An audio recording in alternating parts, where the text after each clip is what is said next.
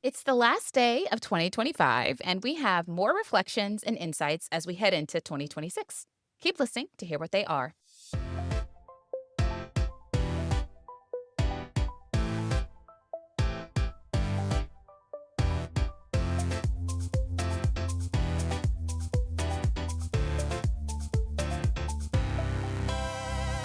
Hello, and welcome to the Wealth Minded MD podcast with your money best friends. I'm Dr. Alicia Taylor. And I'm Dr. Brittany Halford. And of course, we're here to help you build wealth and make good money decisions so you can create the life you desire with more control over your time. Before we dive into the episode, I want to take a moment to highlight a financial planning company that really impressed me. Bonafide Finance. Alicia and I recently met with the founder, Ben Martnick, and let me tell you, his approach to financial planning is different in all the right ways. Yeah, that's right. Ben doesn't just want to grow your money. He wants to make sure your investments actually align with your life goals. And if that wasn't good enough, Ben is not only a certified financial planner, but he's also one of the smartest people I've met. He is the go-to for student loan strategy and tax planning, two areas most advisors overlook, especially for high-income earners. Ben is one of the only people I know that can actually do the calculations to help you figure out if you should file your taxes separately or jointly with your spouse, and also tell you how it might impact your student loan payments. Plus, him and his team will also file your individual tax returns for you and provide tax strategy throughout the year. What I also love is he's fee only. So you always know exactly what you're paying for, and you don't have to worry about his company selling you products or charging you extra fees or commissions. So if you want advice that's honest, strategic, and tailored to you, check out bonafidefinance.com/wealthmindedmd. Him and his team specialize in helping doctors and high-income earners build their net worth in all the right ways. Email him today at hello@bonafidefinance.com, and don't forget to tell him we sent you. All right, Brittany, as we are recording this, it's sort of like mid-ish December, but the people are going to be hearing us. The last day of 2025, okay? I cannot believe the year is already over. I cannot believe that I just feel like things flew by. I'm reminded of my to-do list, so I'm getting a little Girl, me too. Oh my goodness. But what is happening with you and your family around this time of the year? Yeah, Alicia, it's so funny because as we talk about the end of the year, I am also reminded of our to-do list, some of the tax tasks that I have to complete before the end of the year to just make sure that everything is clean financially, that we are able to take advantage of all of the deductions. And so that's where my head is. But while I am planning out our finances, another person has been really working on her financial goals, and that is my baby, Brooke. Oh, We recently acquired a business and she is employed in the business. So she's getting paid on payroll. okay.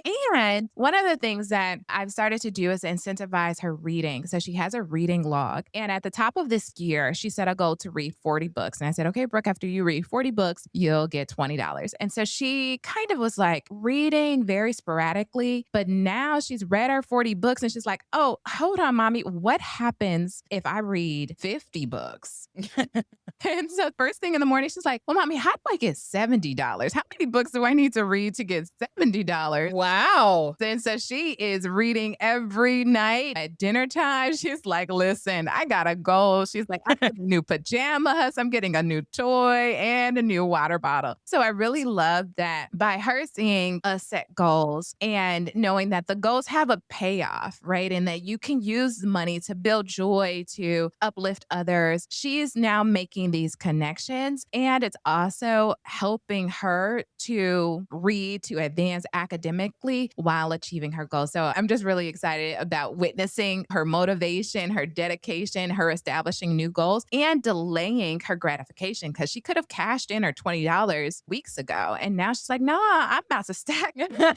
Oh my gosh, she's definitely your daughter. I love this. I remember when I was a kid, we had the Book It program. Do you remember this? Mm-mm. It's like a Pizza Hut program. Pizza Hut back in the day was trying to incentivize kids to read. I think it was every time you read or something like that, you would get like a personal pan pizza. Girl, I was flying through those books, okay? But I like this incentive of paying because I think it teaches so many things. One, as you mentioned, like she's incentivized to do something that is for her own benefit, which I think is great in and of itself. But then you're giving her money and then you get to teach her a money lesson, time, right? So then she Mhm. learns the art of spending versus saving or investing, and that when you don't spend the money right away, you're able to stack it over time. And then she's learning how to budget because then when she does want to spend things, she's asking herself, do I have enough money and how much will I have left? I love all of this. When I was a kid, I was paid to get good grades from my father, from my aunts and uncles, from my church. So there were so many incentives for me to try to get all A's. Mhm. And so it incentivized me to want to get good grades before I was old enough to really understand the benefits of getting good grades. And that obviously served me well. And so I'm a big fan. Pay the kid. Okay. Pay the kid. Now, you said you hired her. From my knowledge, Brooke is what, 7? We aren't violating any child labor laws, are we? Or No, no. okay. All right. All right. All right. I wanted to look out for my good sis. Make sure she's not being overworked. She will tell me. She will tell me. That's one of the things, we're always trying to find balance with how much responsibility we give them and ensuring that they have enough fun and all of the things. So, yeah, Brooke is very vocal about how she feels and what she desires. And I honor that. I always say, if you have a concern, then tell mommy. I'm here to support you. I'm here to listen. We might not always agree, but I'm at least going to hear you out. And so she definitely uses her voice, and I encourage that. So she's going to make sure she's not overworked. She's going to get paid for her breaks. I mean, all of the things. She's right up on her benefits and her rights. I love it. We love a smart queen, don't we? All right, Brittany. Well, in our last episode, I was talking about some of the things that I've learned this year from books that I've read and people that I've spoken to. And I got more stuff that I've been like reflecting on. And I would love to get your take on some of these different points and things that I saw and kind of things that I'm like reflecting on and thinking about, in this like transition period from the end of 2025 to the beginning of 2026. So if you'll let me, do you mind if we just dive right on in? Let's keep going, girl. You've learned a lot. So let's dive in. Okay. All right. All right. So, one of the things that I am learning and trying to do a better job at is doing what we call putting down the yardstick. And it is essentially trying to stop comparing myself to other people. And there's been a lot of books that I've read that have said some variation of this point. Some people say if you continue to compare yourself to other people, you will never quite get there. Like a lot of people think, oh, I will be happy when I get this thing in the future. Or I'll be happy if I had this other thing. Then they get that thing and they're not as happy as they thought they would be, or the happiness doesn't last as long as they thought it would. And a lot of the times it's because we see people that have things that we don't have and we think, oh my gosh, they must be so happy. And we forget that those people also see people with things that they don't have. It's almost like we wish to be happier than other people, but we overestimate how happy other people actually are. This whole concept of comparison is a rat race, and what you may envy or really crave in one era or one year or one point in time then becomes stale and you need to get something new. And if you constantly try to chase status in the opinions of others, there's no end point, right? You're going to continue to do this thing. And so the whole concept is essentially like putting down the yardstick and trying to stop comparing yourself to other people and kind of focus on yourself and focus on your own goals. Yeah, the old adage is comparison is the thief of joy. I agree with that. I agree with that. We have spoken on this podcast a lot about just a practice of gratitude or showing appreciation. And I think that that's one of the things that, of course, counteracts that. And Leisha, you're right. Growing up, I would say, man, I wish I didn't have all these problems. Sorry, mama, if you're listening to this. And sometimes even now, I'm like, oh man, I wish I didn't have all these problems. But then as you think about even those who, from the looks of it, seem like they have more, the wealthy or affluent, or even your colleague, you don't know what's going on in the background. And then once I got an insider scoop or something revealed itself later on, I'm like, oh, I'm so glad I didn't have that problem. So I really appreciate that you brought this up. And I think that this is really important for us to consider in our finances, because something actually that Ben Martnick said, who is the sponsor for our podcast right now, a fantastic financial planner, is one of the things that he has learned is that people are never really satisfied with like making more money. Once you make more, you always want more. I think looking at other people could also promote that desire for wanting more or pursuing more. And I just wonder how we as a people can become more satisfied and not use comparison to drive that desire. Yeah, it might be even just curating your space and the people that you're around. And there's this thought, can't remember where I heard this from, but people were talking about like buying homes. And they were talking about how, from a financial standpoint, it probably makes the most sense to buy the cheapest home in the best neighborhood, because then the value of your own home will appreciate. But that actually, when you think about spending patterns, that's actually the worst thing that you can do. Like if you purchase a house in a neighborhood where everybody has a bigger house than you and a better car than you, that's going to be the thing that you compare your life to. And you're going to constantly feel the need to get a better car or do different things to your home in order to upgrade it so that you can be more comparable to your neighbors. And so, just the whole concept of keeping that in mind and trying to put systems in place to at least better guide you. For some people, it's curating their social media in a different way. I know some friends who have decided, you know what, I'm not going to follow these different celebrities that travel all of the time because that's not good for my mental health. It's going to make me less satisfied. Does that mean I'm unsubscribing? I'm unfollowing Dr. Lisa Taylor? It's so funny. I actually do not have a lot of trips planned. So if that's what you need to do for your mental health, who am I to stop you? I'm hoping that people can look at my life as more inspiration of what is possible. And I try to be very transparent about the fact that I'm not paying cash out of pocket for a lot of this stuff. But anyway, curating your social media, being very diligent about who your close circle of friends are, because usually some of the things that they're talking about and some of the things that they're trying to do, some of the things that they're purchasing, you're going to start to ruminate over those things as well. And so whether it's the crowd that you hang around, what you look at when you're scrolling social media, or how often you're even on social media, where you purchase your home, all of those things can sort of be a breeding ground for who you compare yourself to, and just trying to put a little bit more thought into how you do those things. Yeah, I appreciate that. On the other side, I also think your first statement of like putting down the yardstick for yourself and kind of defining what matters most for you, defining on what your goals are is really important because although there might be external and social pressures, once you are completely confident, hey, this is where I am, this is what I'm achieving, this is where I am right now, doesn't mean that you can't still work towards future goals. But I find that there are people who are around me who definitely are more well off. And then there are people who are around me who are probably equally well off, but they prefer status compared to me because I'm like completely comfortable. I'm just like, all right, that's nice. That's nice for you. I could still celebrate that for you. If you accomplish this goal or you buy a Chanel bag or you do this, like I can still celebrate and kind of live vicariously through those experiences, but doesn't mean that right now that's the focus for me. I appreciate that you said like put down the yardstick, identify the goalpost for you specifically, be confident in that. Doesn't mean that you can't move it forward after you've achieved that goal. But I think I'm not looking to upgrade my 20-year-old Emerald for some time, even though people talk about me and like everyone else has nice cars. That's just one example, but I think it could be both. And I understand what you're saying, but I think if the person is really confident, they may not succumb to those pressures.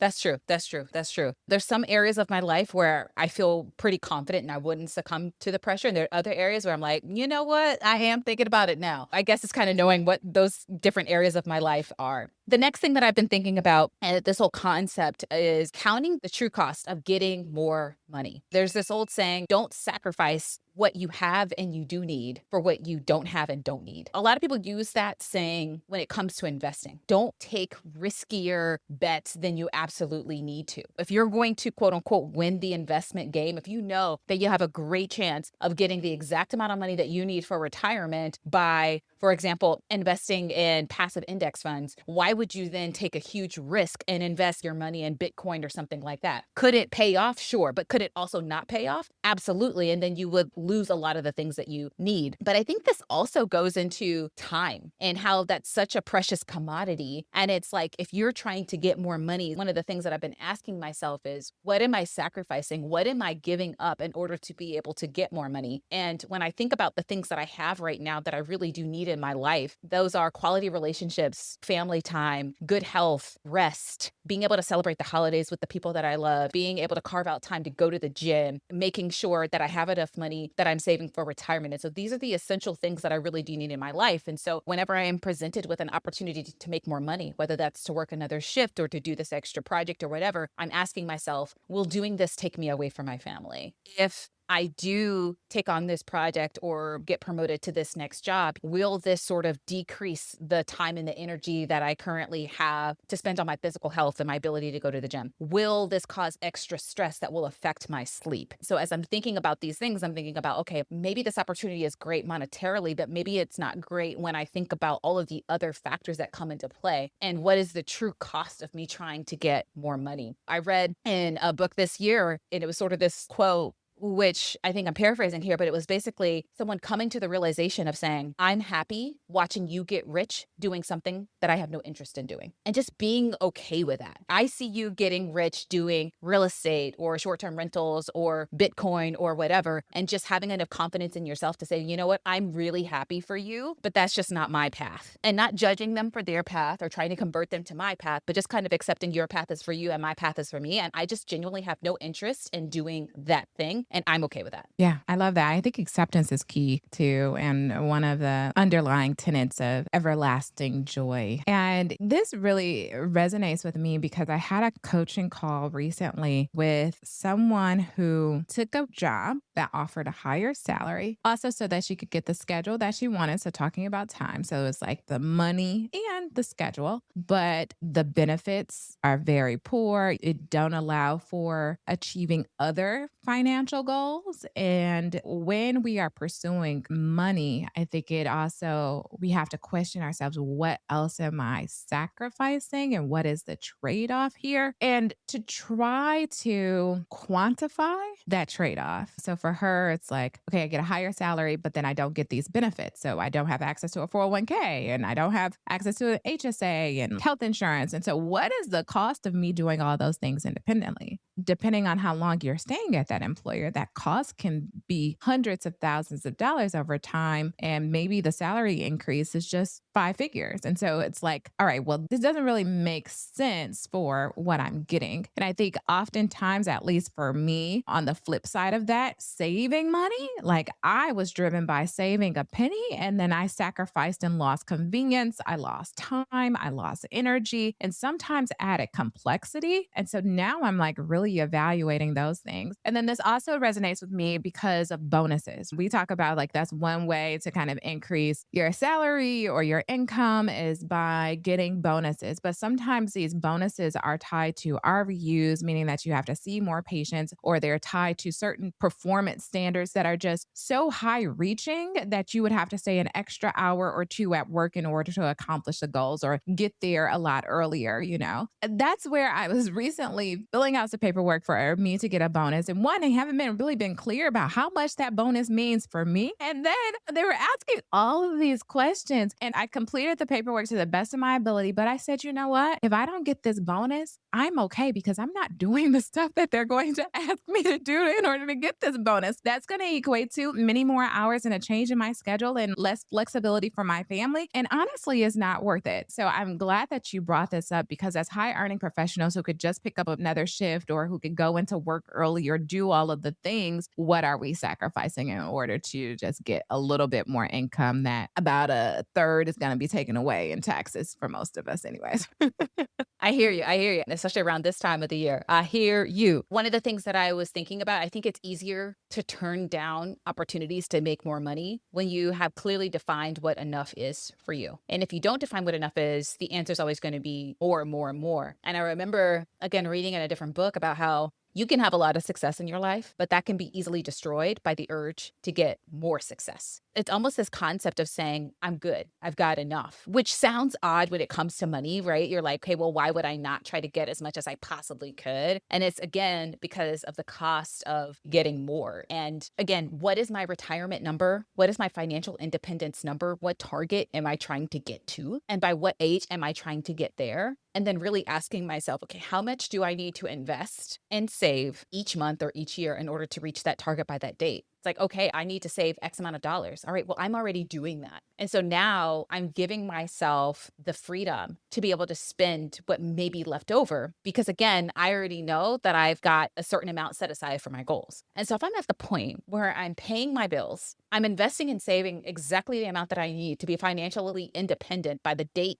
that I've already specified. And then I've got some left over to be able to spend and enjoy. Why again? Am I trying to take away my happiness and have less time with my family and my friends and less time for the gym in order to make more money that I probably don't need? And it's like this mind shift because I remember not that long ago being in a certain phase of my life where I needed to do whatever it took to make more money because I just didn't have enough or I didn't have enough of a cushion. And sometimes it's like, me sort of reflecting on what I have, looking at my financials and saying, you know what, Alicia, you're in a good place. You're not the richest person in the world for sure. You're not paid the highest salary a doctor could make in your field or in your city for sure. And would a raise be nice? Yes. But you know what? You do have enough. You're able to do a lot of the things that you want to do because now you're at the point where you have enough to do a lot of the things that you want to do. Do you really want to work that extra shift? And it's hard for me sometimes to say no. I'm like, man, it's paying me well. I've got family members and friends who would kill to have this opportunity. And it's like, well, it still may not be the right one for me right now. Definitely. I'm really happy that you're at the point where you can make those decisions now where it's optional. And that is essentially what we want for everyone. Not to say that it's bad to pick up shifts. I actually just sent out an email because my mom's going to be here, my aunt's going to be here. I'm like, oh, this is the best time for me to pick up shifts because it's going to be easy for childcare, right? I get to save the money on the childcare, get to save the headache and the energy because now someone else is caring for my children and my children actually love my mom and aunt. So they're not going to be pining for me leaving early or staying late. I'm like, yeah, let me make more money. It's going to be a lot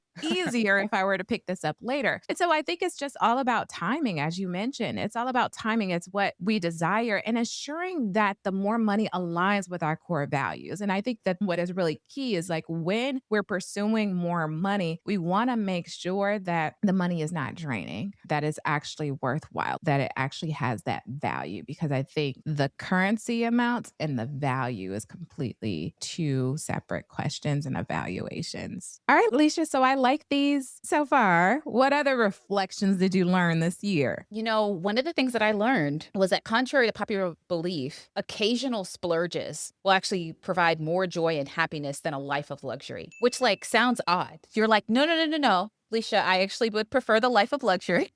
I want the big house and the ability to spend unlimited resources. But one of the things that I've been reflecting on and have read about is the fact that what creates happiness is not necessarily having all of your life's desires at your disposal whenever you want. That's what we assume will create a lot of lasting happiness. But actually, what creates the most happiness is contrast between where you are and where you are going. Let me give you an example. So there's a story of the sailors, right? So there were these sailors that, like, I don't know, were sailing from, let's just say, one area of the world to another. And they got lost at sea and they couldn't shave for months at a time, obviously, while they were lost at sea. And they were struggling to find food to eat and they hadn't taken a bath in months and all of these things. And then by some sort of miracle, they ended up being seen and saved and rescued. And how for those sailors who hadn't had a bath in months and hadn't eaten a hot meal in months and like hadn't shaved in months, them getting saved, being rescued, being taken to this hotel where they could take their first bath in a month must have felt like the best bath ever. Them being able to eat like this hot meal must have been the best meal ever at that time. Maybe that was the best food that was available. But it's just that contrast from where they just were to where they are right now.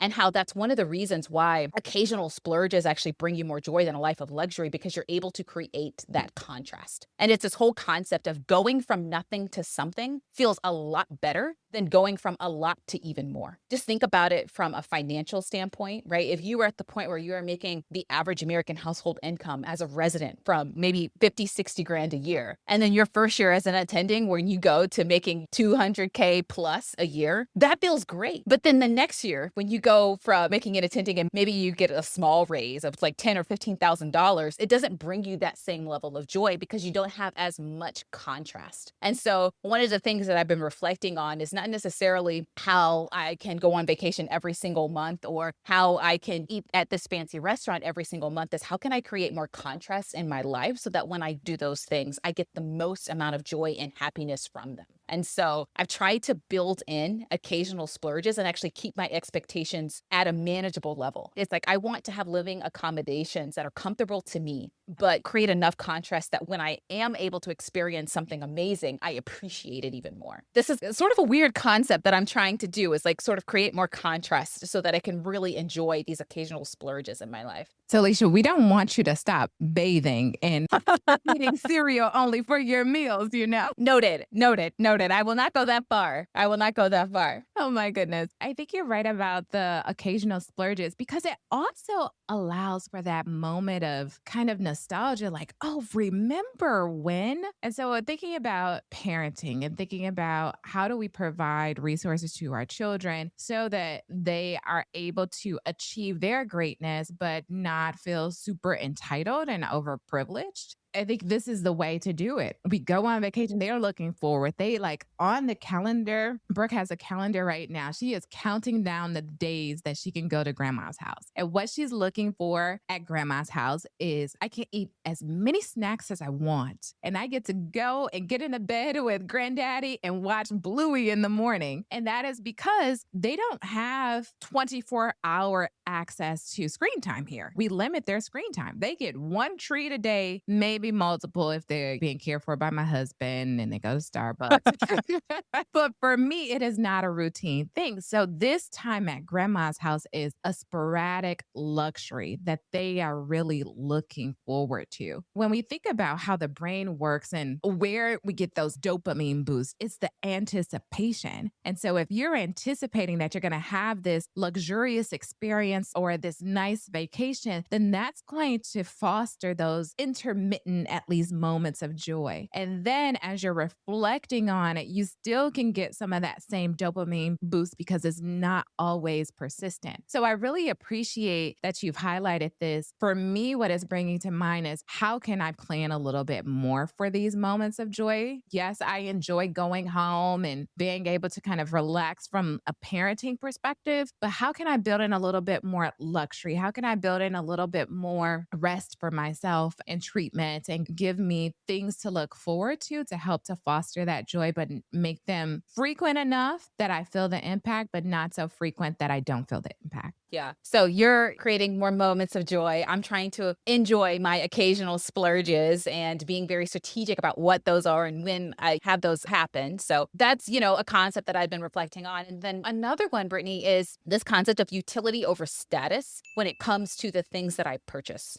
Being a little bit more deliberate about using money in ways that will improve my life instead of using money as a signal to other people. I think I remember reading something in one of the books about how using money to buy things that you don't need is a very expensive way to gain status and respect from other people and a very quick way to go broke. Just spending money to show others how much money you have is maybe not the best course of action. And so instead, just using money in ways that will improve my life and specifically using money in ways that will bring utility that are more useful for me. And I remember reading this example of someone trying to buy a car and how you have two people who are actually trying to buy cars and one person chooses to buy a high-end Toyota and the other person uses the same amount of money to buy maybe an entry-level BMW. They talked about how the person who bought the high-end Toyota bought something for their utility. If you are buying a higher end model of a very useful car, then usually your money is going to be spent doing things or purchasing things that are going to make driving more enjoyable for you, right? Maybe you have more comfortable seats. Maybe you have a better sound system. Maybe you have a moonroof. Maybe you have a backup camera or whatever sort of features that you can add onto this Toyota. But because it's a high-end Toyota, right, it's going to make driving more comfortable for you versus somebody who instead of saying, I don't want all these bells and whistles, I just want to buy the cheapest luxury car that I can, all of a sudden it's like, okay, are you buying that just to signal to others that you have the money to purchase a BMW?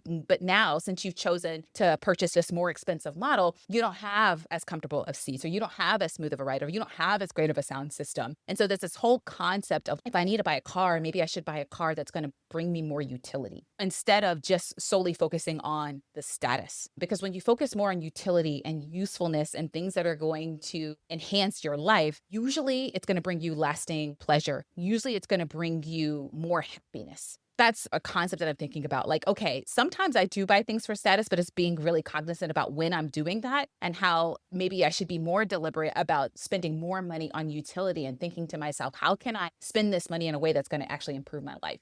I think it's a great mindset shift. And the utility piece is one that requires a little bit more intention and thought. It's not as impulsive, it's not as emotional. It is definitely activating your logical brain. It gives you the most value for what you're purchasing. I often think about utility. I often think about not only the luxury piece, but also what is the likelihood of me not using it, but losing it. So, my friends, they talk about me incessantly because I use those old school headphones that wrap around your ear, and Hmm. go inside of the earbud. I don't have the, what are they called? AirPods. AirPods. Yeah. See, I don't even know the name. Oh my goodness. It's giving boomer right now. You're not even in that generation, but girl. And it's because I always lose whatever $20 headphone that I have. So, just thinking about that also helps me at least to say, okay, do I want to spend this much money on that thing? And then another thing outside of utility is, will this help me to accomplish a goal that I've set? Now, that's where I will spend some money. If I have this goal of, like, when we started this podcast, yeah, I could have probably just used the mic on the Mac, but not as good quality. So, is it helping me to accomplish a goal, to be more consistent with my goal, to show up differently, maybe more confidently? Then, in those cases, I have a tendency to spend a bit more. There has to be dissociation between status and confidence. That confidence comes from internal, from within, versus the status is a perception from external. So, it's like the locus of confidence. Yeah, I'm trying to do that, take this concept even further with like when I purchase clothes and not necessarily buying a label, but buying what fabric is most comfortable on my skin and what's going to be more long lasting. When it comes to disposable income, maybe having the maid come each month, right? Because it's going to add utility in my life instead of using that money to purchase something else that I might forget about, or in your case, as you said, might lose. And I think, the last point here is to try new things. When it comes to spending money in ways that are going to bring you joy, one of the things that I've learned is that what might bring me joy might be different from what might bring you joy. And that we're all different because we come from different backgrounds and have different beliefs and things that we enjoy doing. And one of the things that you got to do is figure out what gives you the most bang for your buck.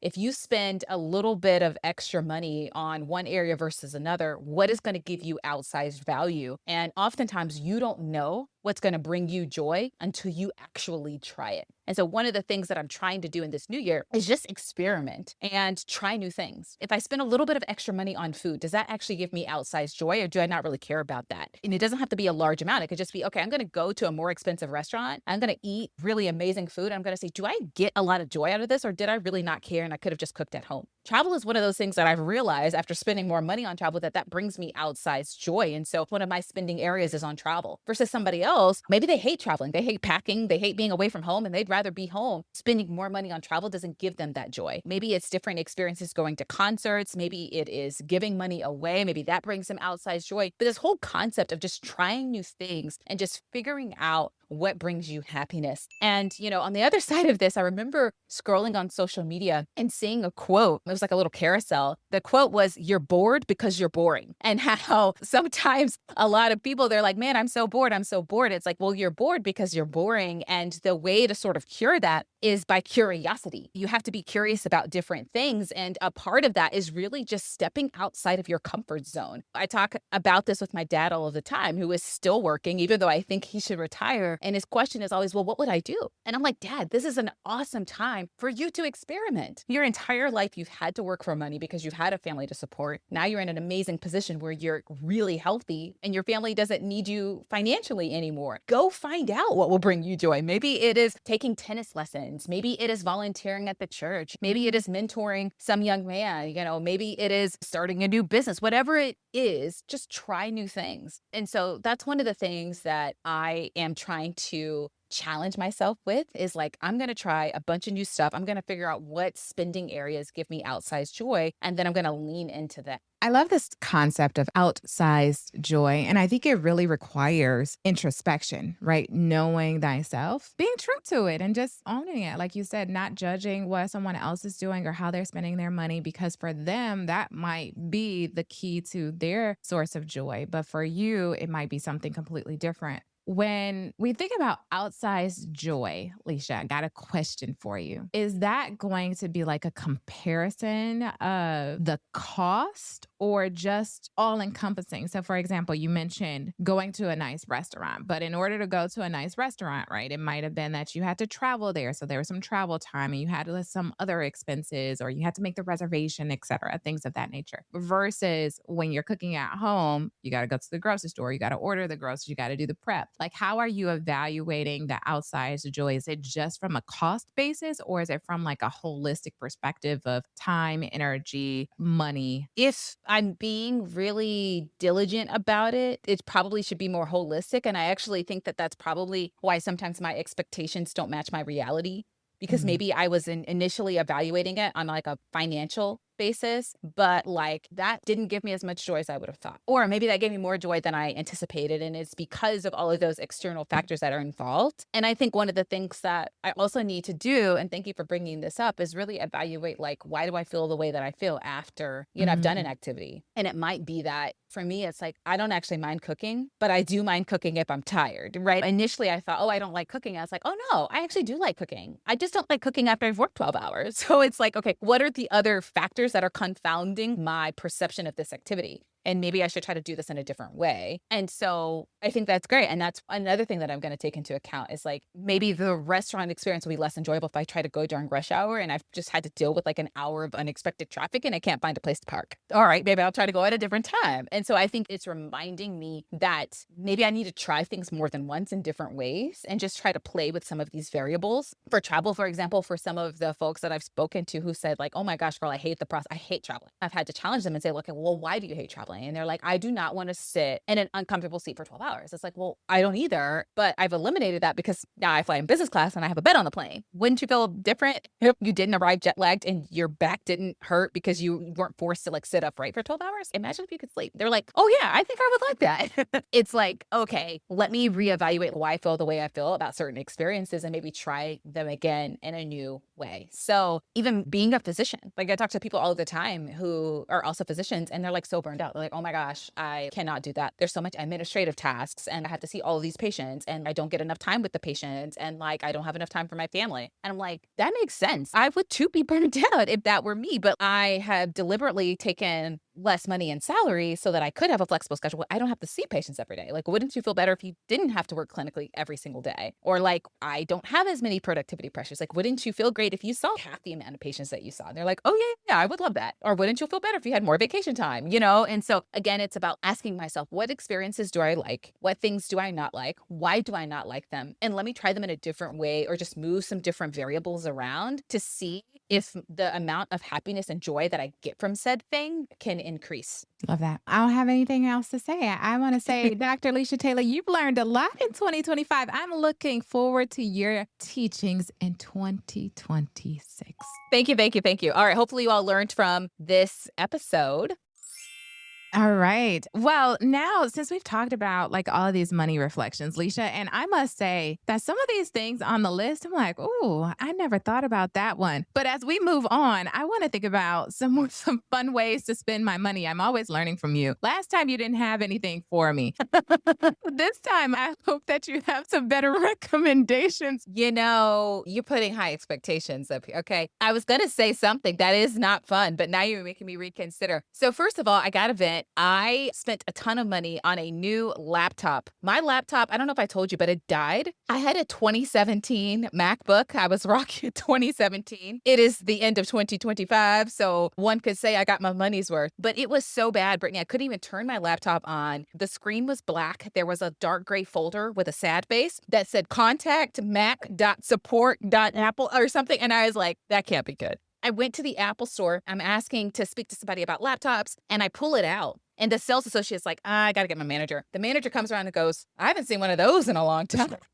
And I'm like, you know what? At this point, just tell me you can save my data and things that I have saved to my computer. It's probably about time. I will buy a new laptop. Got my money's worth. Clearly, I don't upgrade that often. So that was $1,000 I did not plan on spending that I spent. So now I'm working with a new laptop, which is faster and nicer and all those things. But it's different because it doesn't have the USB port. And Mhm. so I did USB-C. So before we got on to record, I was like, oh gosh, do I have adapters? Yeah. USB-C stuff. And so that is how I spent my money. But since you put so much pressure on me, one of the things that I did purchase that might be a little too late for you to do, but we'll see, is I had gotten an advent calendar of teas. So it was different flavored teas for each day of December. Mm. And the teas have been amazing. It's this brand, Twinnings. I don't know if you've heard of this Mhm. tea brand. So I'm sure they have assorted tea packs that you can look at. The teas have been phenomenal, like exceeded expectations. One flavor was orange and cinnamon, and it was so delicious. They had a Christmas tea, they had a winter spice tea, they had this raspberry lemon tea. It's just been fun to go through each day this month